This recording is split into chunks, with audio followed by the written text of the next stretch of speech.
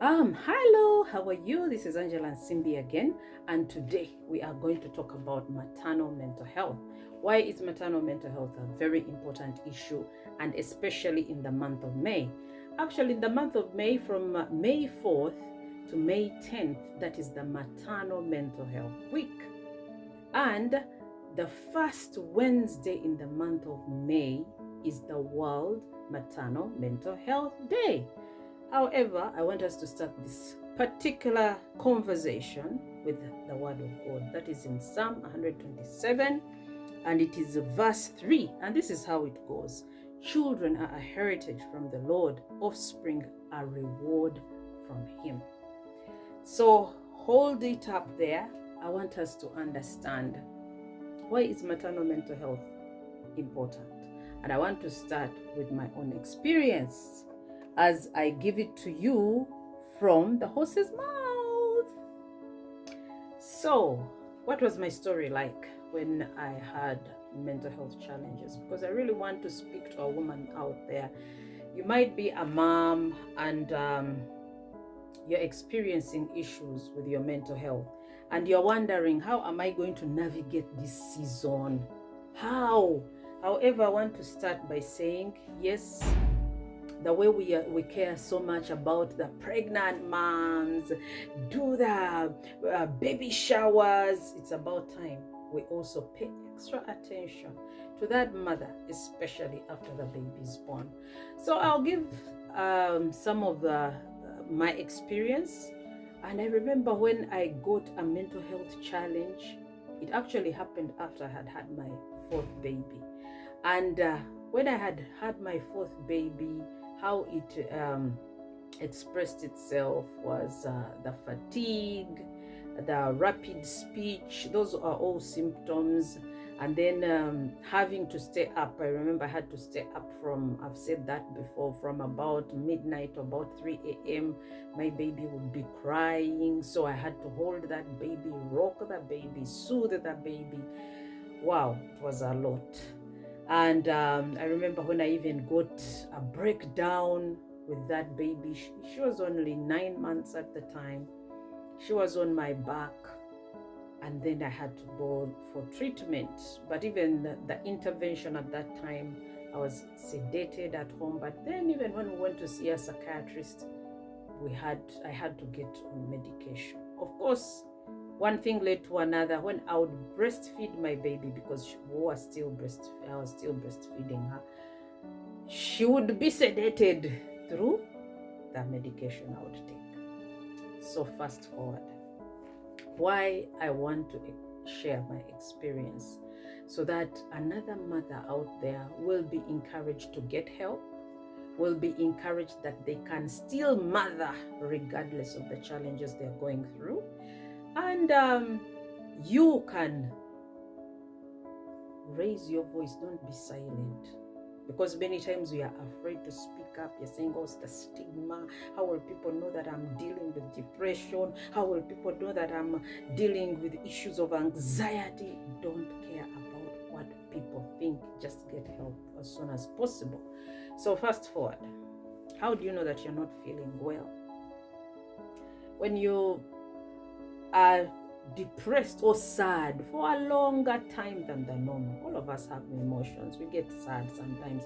But if you are unhappy for a long time, normally medically it is about 2 weeks and more, then you know there is an issue. You need to seek help. And sometimes all these things, the way you seek help is maybe going for counseling. Maybe you're going through issues with your marriage. Maybe you're going through issues with your support system at home. It could be anything.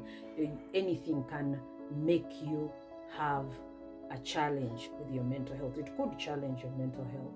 And then also, when you get that counseling, just be patient with yourself.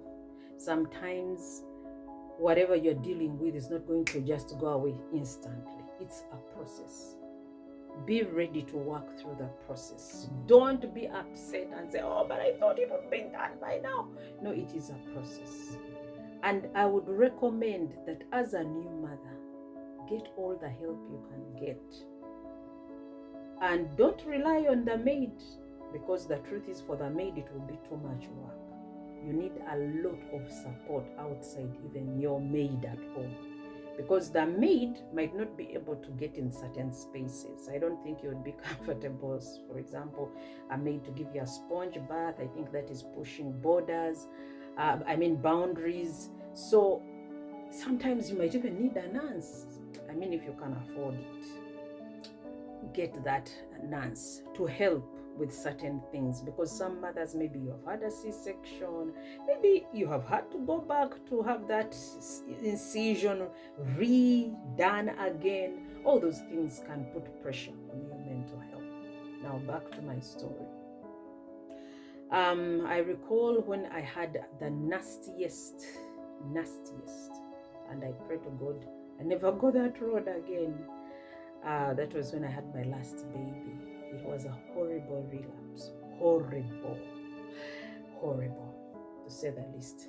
Anyway, what happened is that I woke up in the morning, 6 a.m., rapid speech throughout that day, rapid speech, and a nurse was finally brought to sedate me in the evening. And when that nurse was brought to sedate me, it also took a while for me to eventually sleep, and that baby was only 4 months old.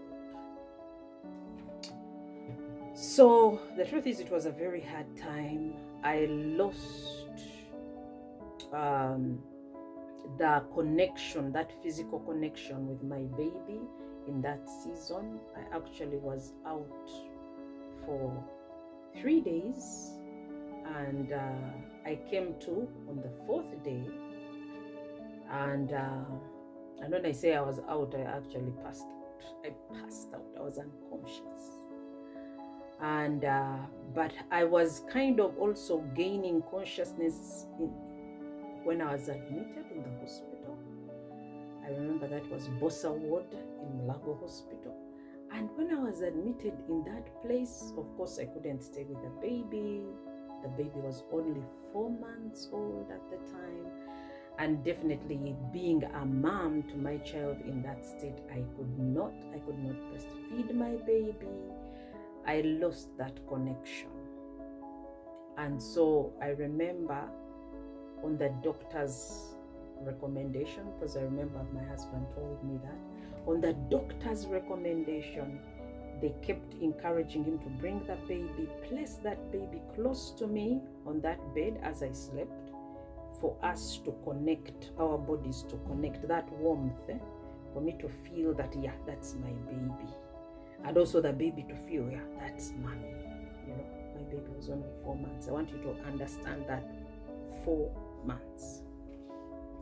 So fast forward, when that happened, I remember I couldn't feel the baby. I couldn't hold my baby. I could not feed my baby. So that was a very hard time of my life. I don't want to ever go back. But I know the reality of motherhood when you are dealing with a mental health challenge, when you are dealing with a crisis with your mental health. You could be in a state where you can't hold your baby. And I'm going to relate it also to another person I visited recently, because many times when I'm sharing about mental health, I prefer to use my story, because I want to be relatable and I want people to understand that it can happen to anyone. But this time I'm also going to say something about my own friend. This particular friend of mine, when she had a crisis, actually for her crisis has been ongoing for a while now. The recent time I visited her, she's really lost a lot of weight. And I remember talking to one of her children. Of course, I'm not going to mention her name because I want to protect her privacy and her identity. But the child told me, but mom has always been like this. We were not really raised by mom. We were raised by our grandparents. So what am I saying here is that when you do not intervene earlier and give the necessary support to a mom, she could actually lose contact, that connection with her child. It's very easy to actually lose it. But when a mother is given the necessary support um, they could, and also the help for their mental health, they can be able to connect with their babies better. So to all the mothers out there who are struggling with their mental health, I'm making this video to make you understand that help is available. I'm not a doctor. I have to quantify that. I'm not a medical doctor. I'm a mental health recovery coach. I'm a woman who is a mother. I have gone through mental health crisis as a mother. I understand particular situations where a mother is coming from. And now I'm also making an appeal to the public. Let us support our mothers in community. It is not enough for us to come, make bridal showers. I'm not against bridal showers, but it is about time as community to come together and make a mother's needs visible and bring the conversation to the table and create the necessary support, interventions in the community, interventions even when a mom is going for antenatal, is going for postnatal. Let there be mental health interventions that are integrated in there, because a mom needs all the support she can get. Because the truth is, whenever there is a new addition in the family, it causes a very unique pressure on you as a woman, as a mom. That is the truth. It creates a very unique pressure, and you need to be present to nurture the children, because when your mental health is compromised, it spills over to the children. So what am I saying here? Let us remember, whenever we are thinking of a mother, that 10% globally of the mothers who are expectant, out of those 10%, 13% are actually dealing with a mental health challenge during the perinatal period. And what is that perinatal period? That perinatal period is from the day you actually conceive to the day your baby makes 1 year. You get? Some women have actually, it's been registered, and these statistics I'm quoting are actually World Health Organization statistics, the prevalence of the crisis concerning mothers. And we just need to stand with the mother. And just to let you know, as I create the awareness around mummies, I want us to understand that for every mother who is supported, there are so many children attached to that mother. So you are also in a way supporting those children, because if I didn't also get the support I got, I wouldn't be able to stand before you today. I wouldn't be able to share the content that I share with you. It would be impossible for me to be functional, but I got support. My husband also got me the support. He needed to get me in that season. I got support from my sister who passed away, but I have another sister who is still alive who also supported me in that season, because sometimes the support might be, oh, let's go for a cup of coffee. We need to have that talk. And maybe if she does not have like somebody at home to take care of the baby, offer to make an arrangement and have the baby taken care of as you take that mother out for that cup of tea. It's so interesting how we get to talk when we are outside our familiar surroundings. We are able to bond and talk about issues we've been struggling with. But when we are outside our natural surroundings, our familiar surroundings. So another thing you could do to support that mother, if you notice that a mother is hardly sleeping, you notice that a mother is depressed, they are no longer taking care of their personal hygiene, because something happens, hormones, something happens. It's like you flip When you think the woman should be very excited, now she has a baby, now she will also not understand why she's the way she is, but sometimes she will be depressed. Sometimes she will lose it, like no longer caring for herself, how she shows up. Maybe even her breasts are leaking, the milk is leaking. Maybe she's even never heard about breast pads. There are ways we can support the mother. Help her with her hygiene, talk to her, check in on her. And then another way we can help that mother. The truth is, let's not wait for the big crisis to happen. When that mother is struggling, let's support that mother, even though it means going with her to see a psychiatrist, going with her to see a therapist. It is okay. Hold her hand and go with her. Sometimes she might not be able to go, or sometimes she might not even understand that she needs that kind of intervention. So, as I end this particular conversation, I want us to remember, what did I say? How we support the mothers? Because I want us to celebrate motherhood. But again, we also celebrate the children God has given us. How we do that? Let us check in on our friends. Even though it means taking that friend for a coffee, please let's do it. Even though it also means helping that friend to go and see a therapist or a psychiatrist, let us do it. And then another thing, the way we put so much emphasis on these on these baby showers, because right now I'm talking about the mother, on these baby showers, the way we put the emphasis, the hype, the decor, the gifts, please let us mind the mental health of a mom. And we can organize as friends as well. Check in on that mother. After that bridal shower, the actual work starts when the baby is born. The actual challenges creep in after the baby is born. Let us show up for the mothers. And this is an opportunity I'm taking right now to invite you to partner with us for the Ketura Mental Health Awards, the 5th edition in Uganda. And our theme is holding mothers while holding the world. Holding mothers while holding the world. Because a mother's mental health spills over to the significant circle around her. We can no longer afford to keep silent about maternal mental health.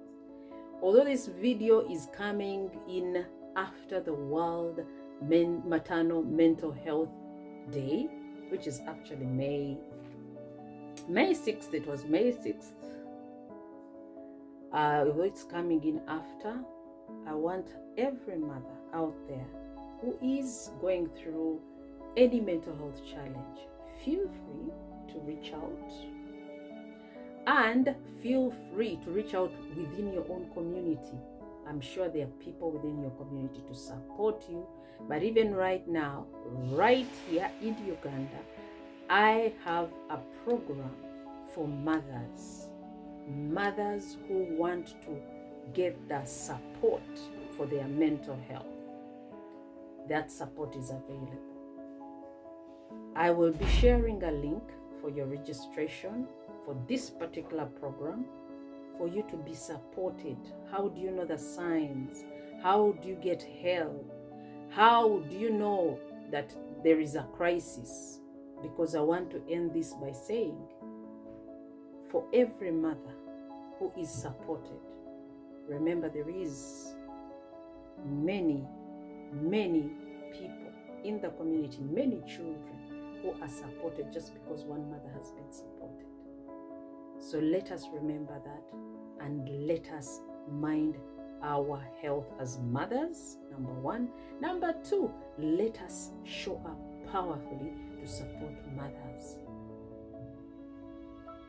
Till next time, bye-bye.